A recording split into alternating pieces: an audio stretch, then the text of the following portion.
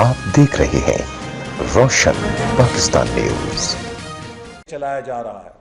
اس سے بڑا مذاق کیا ہوگا کہ پاکستان کے نظام عدل پر واٹس ایپ کے ذریعے فیصلے مسلط کیے جائیں۔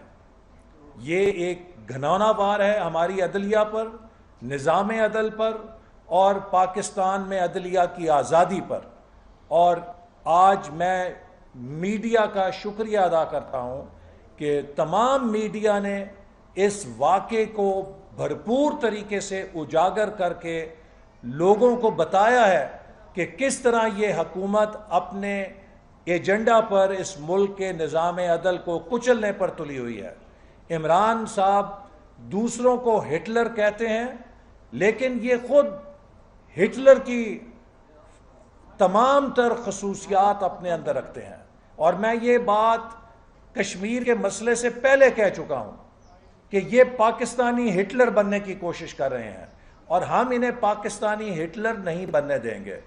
آج ان کا جو اصل چہرہ ہے وہ سامنے آ گیا ہے، اور آج کے واقعے نے ثابت کر دیا ہے کہ رانا ثناء اللہ اس حکومت کے سیاسی انتقام کا نشانہ بنا ہوا ہے۔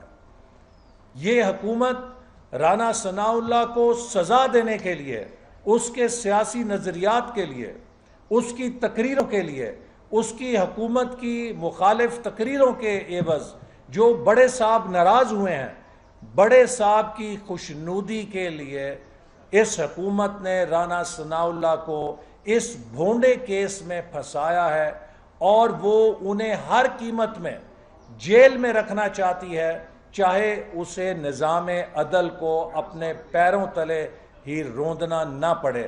تو ہم اس کی بھرپور مذمت کرتے ہیں، اور حکومت اس طرح کی کارروائیوں سے دراصل اپنی ناکامیوں پہ پردہ ڈالنا چاہتی ہے۔ آج اپوزیشن کی آوازیں کیوں چپ کرائی جا رہی ہیں؟ شاہد خاقان عباسی کو کیوں پکڑا گیا؟ مفتاح اسماعیل کو کیوں پکڑا گیا؟ مجھے کیوں دھمکیاں دی جا رہی ہیں؟ اس لیے کہ ہم ان کی ناکامیوں کو بے نقاب کرتے ہیں۔ اور آپ نے دیکھا کہ ہم نے جو قوم کو پچھلے 6 مہینے میں متواتر بتلایا تھا کہ ان کی اکنامک پالیسیز پاکستان کو ڈیزاسٹر کی طرف لے کے جا رہی ہیں، آج ثابت ہو گیا ہے کہ 1979 کے بعد تقریباً 30 سال کے بعد پاکستان کی تاریخ کا ہائیسٹ ایور ڈیفیسٹ، پاکستان کے بجٹ کا سب سے زیادہ 30 سالوں میں خسارہ اس حکومت نے اپنے 1 سال میں پیدا کیا ہے۔ یہ ہمیں برا کہا کرتے تھے، ہماری کارکردگی کو برا کرتے تھے۔ ہمارے آخری سال میں خسارے کی شرح 6.6% تھی، جو کہ الیکشن ایئر تھا، اور پوری دنیا میں الیکشن ایئر میں تھوڑا سا خسارہ اوپر کو جاتا ہے، چونکہ ڈیولپمنٹ سپینڈنگ ہر حکومت کرتی ہے۔ اس کے باوجود 6.6% تھا، اور انہوں نے پہلے سال کے اندر اسے 8.9% پہ پہنچا دیا ہے۔